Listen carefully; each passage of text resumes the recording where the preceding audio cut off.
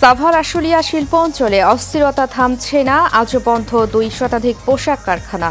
নিরাপত্তা নিয়ে শঙ্কায় মালিকরা। চলতি মাসে নিয়ন্ত্রণ করা না গেলে দেশে ভয়াবহ হতে পারে ডেঙ্গু পরিস্থিতি। সম্মিলিতভাবে মশা নিধন কার্যক্রম শুরুর আহ্বান বিশেষজ্ঞদের। এবং মহাখালী থেকে সাবেক ডিএমপি কমিশনার আসাদুজ্জামান মিয়া গ্রেপ্তার। চট্টগ্রামের সাবেক এমপি ফজলে করিম চৌধুরীকে আটক করেছে বিজিবি।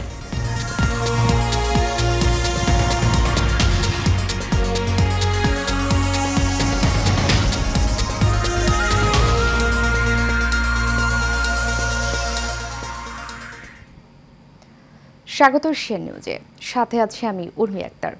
এতক্ষণ শুনছিলেন বিআরবি কেবল ইন্ডাস্ট্রিজ লিমিটেড সংবাদ শিরোনাম। এবারে চলে যাচ্ছি পুরো খবরে। চলমান অস্থিতিশীল পরিস্থিতির কারণে এখনও স্বাভাবিক হচ্ছে না শিল্প অঞ্চল আশুলিয়ার পরিবেশ। বৃহস্পতিবার বন্ধ রয়েছে 2 শতাধিক পোশাক কারখানার উৎপাদন। নতুন করে বন্ধ হওয়া কারখানাগুলোর সামনে সকালে শ্রমিকরা জড়ো হলেও পরে তারা ফিরে যায়। এ ব্যাপারে বন্ধ কারখানার কর্তৃপক্ষ জানায়, তাদের শ্রমিকদের সঙ্গে আলোচনা ফলপ্রসূ না হওয়া পর্যন্ত নিরাপত্তা নিশ্চিত না হওয়ায় চালু করা যাচ্ছে না কারখানা। তবে শ্রমিক, পুলিশ ও বিজিএমই আলোচনা চালিয়ে যাচ্ছে। শিল্পাঞ্চল পুলিশ 1-এর পুলিশ সুপার সারওয়ার আলম জানান, চলমান অস্থিতিশীল পরিস্থিতির কারণে এখনও পর্যন্ত 86টি কারখানা অনির্দিষ্টকালের জন্য বন্ধ রয়েছে। এছাড়া 123টি কারখানায় ছুটি ঘোষণা করেছেন মালিকপক্ষ। বাকি কারখানাগুলোতে সকাল থেকে প্রবেশ করেছে শ্রমিকরা।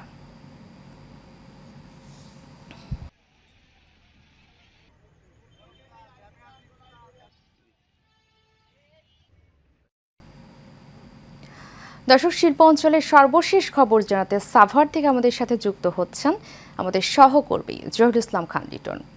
লিটন, আমাকে শুনতে পাচ্ছেন? লিটন, শিল্প অঞ্চলে আইন শৃঙ্খলা বাহিনীর তৎপরতা কেমন দেখছেন, আমাদেরকে জানাবেন।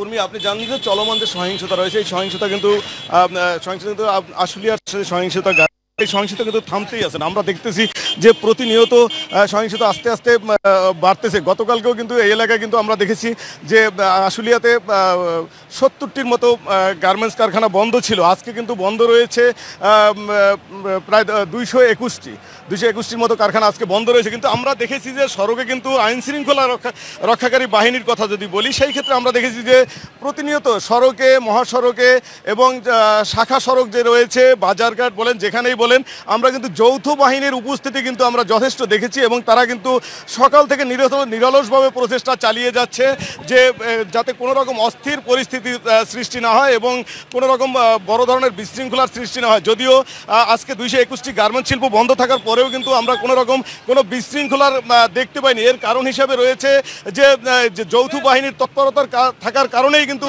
কোথাও কোনো রকম অপ্রীতিকর ঘটনা ঘটেনি। আমরা একটু কথা বলতে চাচ্ছি আজকে যিনি এখানে রয়েছেন, ইন্ডাস্ট্রিয়াল এসপি হিসেবে industrial police super Sarwar Alam রয়েছেন। আমরা তার সাথে একটু কথা বলতে চাচ্ছি যে গতকালকেও কিন্তু আমাদের এখানে আমরা দেখেছি যে 70টি গার্মেন্টস শিল্প বন্ধ রয়েছিল। আজকে কিন্তু অনেকটা বেড়েছে। এটা কোন কোন ধারায় বেড়েছে এবং এটা নিয়ন্ত্রণের বিষয় নিয়ে আসলে কি করণীয় হচ্ছে একটু যদি।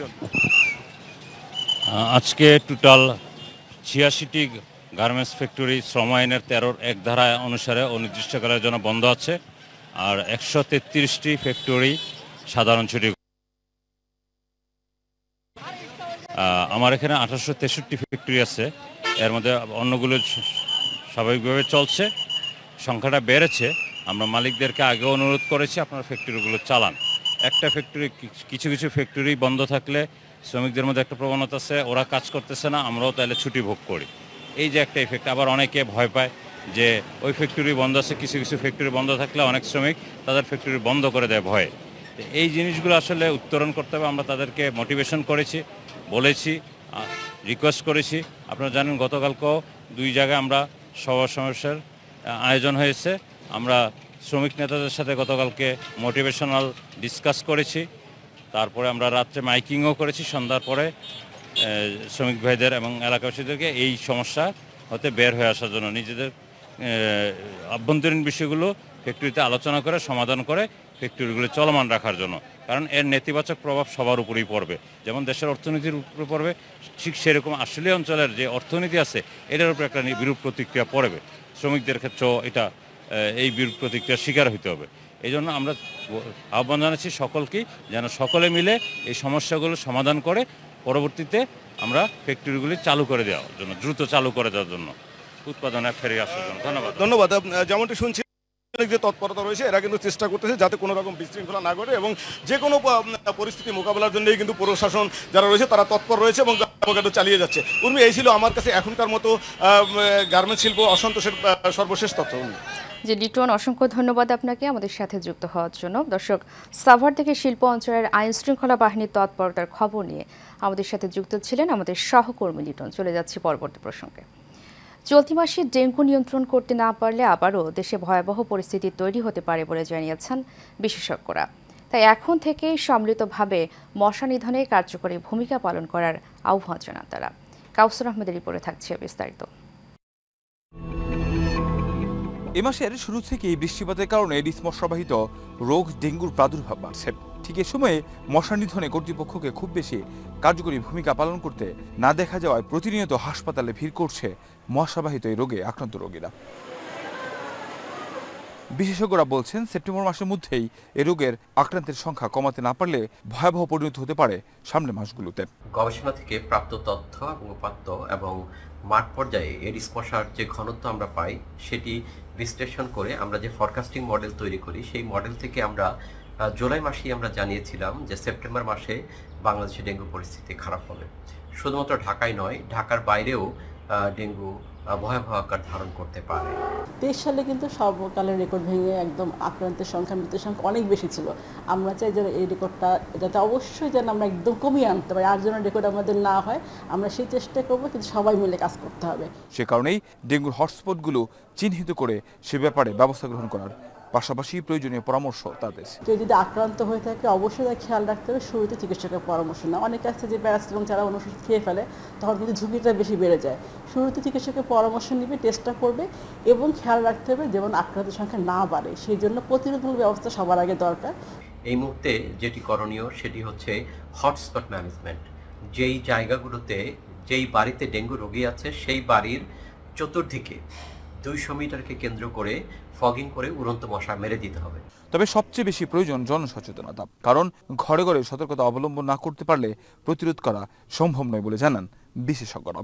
দরকার হলে যে নিজে সচেতন হওয়া, নাগরিক দায়িত্ব যে বোধটা সেটাকে জাগ্রত করা, নিজের বাসা বাড়ি আশপাশটা নিজেরই ক্লিন রাখতে হবে। যদি আমরা জোরে সোরে সেপ্টেম্বর মাসে এই কাজগুলো করতে পারি তাহলে অক্টোবরে যে ভয়াবহতা হওয়ার একটি সম্ভাবনা আছে সেটিকে আমরা ঠেকাতে পারবো বলে আমি মনে করি। কাউসার আহমেদ, এশিয়ান টেলিভিশন, ঢাকা। হত্যা মামলায় গ্রেপ্তার সাবেক ডিএমপি কমিশনার আসাদুজ্জামান মিয়াকে বৃহস্পতিবার ঢাকার সিএমএম আদালতে তোলা হবে। এ সময় 10 দিনের রিমান্ড চাইবে পুলিশ। বুধবার রাতে রাজধানীর মহাখালী এলাকা থেকে তাকে গ্রেফতার করে র্যাব। প্রসঙ্গত 2015 সালে খিলগাঁও থানা ছাত্রদলের সাবেক সাধারণ সম্পাদক মোহাম্মদ নুরুজ্জামান জনিকে পুলিশি হেফাজতে ক্রসফায়ারের নামে হত্যার অভিযোগে ডিএমপির তৎকালীন পুলিশ কমিশনার আসাদুজ্জামান মিয়া সহ বর্তমান ও সাবেক 13 পুলিশ কর্মকর্তাকে আসামি করে মামলা করা হয়। গত মঙ্গলবার ডিএমপির খিলগাঁও থানায় এই মামলাটি দায়ের করা হয়। জনির বাবা ইয়াকুব আলী এই মামলা দায়ের করেন।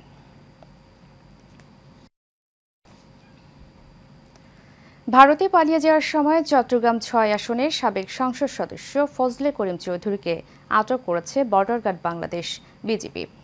সকালে বাহিনীটির সদর দপ্তর থেকে জনসংযোগ কর্মকর্তা মোহাম্মদ শরীফুল ইসলাম তথ্য জানান। তিনি বলেন, অবৈধভাবে ভারতে পালিয়ে যাওয়ার চেষ্টাকালে ব্রাহ্মণবাড়িয়ার আখাউড়ার গাজীর বাজার থেকে ফজলে করিমকে আটক করা হয়। গত 5 আগস্ট ছাত্র জনতার আন্দোলনের মুখে আওয়ামী লীগ সরকারের পতনের পর থেকেই আত্মগোপনে ছিলেন তিনি। ইতিমধ্যে তার বিরুদ্ধে চট্টগ্রাম ও রাউজানে একাধিক মামলা দায়ের করা হয়েছে। বিশিষ্ট শিল্পপতি আলহাজ মোহাম্মদ নাসির উদ্দিন বিশ্বাসের দ্বিতীয় মৃত্যুবার্ষিকী আজ। তিনি বাংলাদেশের স্বনামধন্য শিল্পগোষ্ঠী নাসির গ্রুপ অব ইন্ডাস্ট্রির প্রতিষ্ঠাতা চেয়ারম্যান ও ব্যবস্থাপনা পরিচালক ছিলেন। দেশের অর্থনীতিকে স্বয়ংসম্পূর্ণ এবং কর্মসংস্থান সৃষ্টি করার লক্ষ্যে তিনি নাসির গ্লাস, জাম্প কোর্স এবং নাসির ওপাল গ্লাস সহ সর্বমোট 15টি শিল্প কারখানা প্রতিষ্ঠা করেন। একই সাথে তিনি সামাজিক অগ্রযাত্রার দূতস্বরূপ প্রান্তিক জনসাধারণের উন্নয়নে অসংখ্য মানসম্মত স্কুল, কলেজ, মাদ্রাসা, পলিটেকনিক্যাল ও নার্সিং ইনস্টিটিউট এবং হাসপাতাল প্রতিষ্ঠা করেছেন। আজ তিনি সশরীরে বিদ্যমান নেই, কিন্তু তার মহৎ কাজগুলোর মাধ্যমে বেঁচে আছেন সকল হৃদয় এবং থাকবেন অনন্তকাল। তার পরিবারবর্গ, নাসির গ্রুপের সকল কর্মকর্তা কর্মচারী ও সুবর্ণধারীদের পক্ষ থেকে দেশবাসীর নিকট তার বিদেহী আত্মার মাগফিরাতের জন্য দোয়া কামনা করা হয়। শেষ করব এশিয়া নিউজ। তার আগে বিআরবি কেবল ইন্ডাস্ট্রিজ লিমিটেড সংবাদ শিরোনামগুলো জানাবো আরও একবার।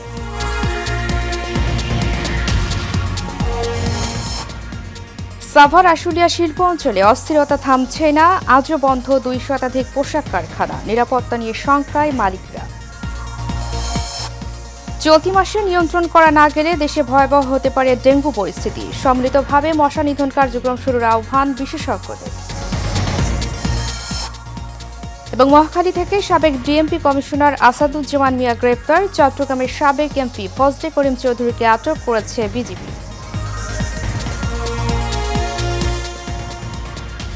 এশিয়া নিউজ এ পর্যন্তই। পরবর্তী সংবাদ দেখার আমন্ত্রণ জানিয়ে শেষ করছি। ধন্যবাদ সবাইকে।